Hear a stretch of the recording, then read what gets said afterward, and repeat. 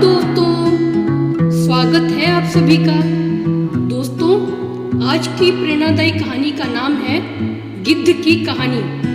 तो चलिए शुरू करते हैं। दोस्तों, पुराने समय की बात है।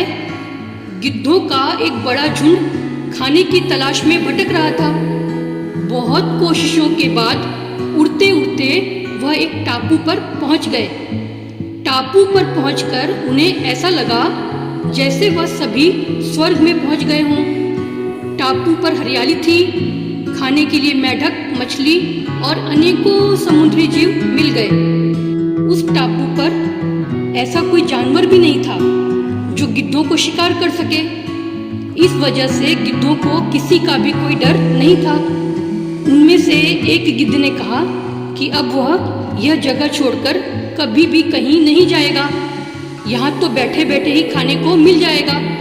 और बाकी सब गिद्ध भी उसकी बात से सहमत हो गए। झुंड के सभी गिद्ध खुश हो गए, लेकिन एक बूढ़ा गिद्ध यह सुनकर बिल्कुल भी खुश नहीं हुआ। वह सभी आराम से वहां पर रहने लगे। कई दिन गुजर गए। एक दिन उस बूढ़े गिद्ध ने सभी से कहा, भाइयों, हमें हमारी ऊंची उड़ान और अचूक वार के कारण ही पहचाना जाता है और यही हमारी शक्ति है। हम सभी जब से यहाँ आए हैं आलसी हो गए हैं। अब हम ज्यादा उड़ भी नहीं पाते। हम शिकार करना भी भूल रहे हैं। इस जगह पर ज्यादा दिन रहना ठीक नहीं है।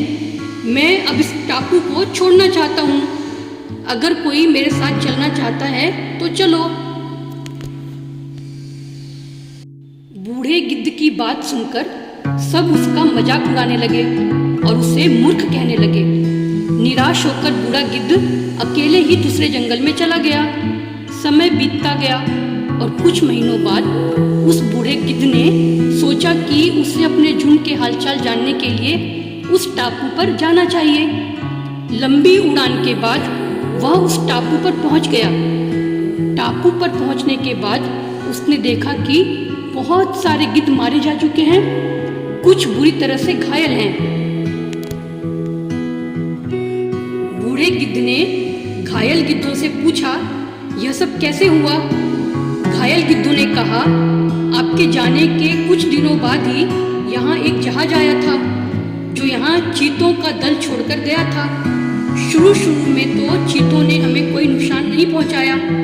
यहाँ के अनेकों जीव जंतुओं का शिकार करके अपना पेट भर रहे थे। कुछ दिनों बाद जब उन्हें मालूम पड़ा कि हम ज्यादा ऊपर नहीं उड़ सकते तो उन्होंने हम पर हमला कर दिया। इसी कारण काफी गिद्ध चीतों का शिकार बन चुके हैं। यह सब सुनकर बूढ़े गिद्ध को काफी दुख और अफसोस हुआ, लेकिन अब वह उनके लिए कुछ भी नहीं कर सकता था। वह उड़कर फिर से अपने जंगल में चला गया। तो दोस्तों, आज के इस कहानी से हमें यह सीख मिलती है कि अगर हम अपने शक्तियों का उपयोग नहीं करेंगे तो धीरे धीरे हम उन शक्तियों को गवा देते हैं। इसलिए हमें अपनी शक्तियों का उपयोग करते रहना चाहिए। कभी भी आलस ना करें और हमेशा मेहनत करते रहना चाहिए। ऐसा करने से हमारी क्षमता बढ़ेगी और हम ज़्यादा ताकतवर बनते हैं। धन्यवाद दोस्तों। आपको ये मेरी कहानी कैसी लगी हमें कमेंट में ज़रूर बताइए।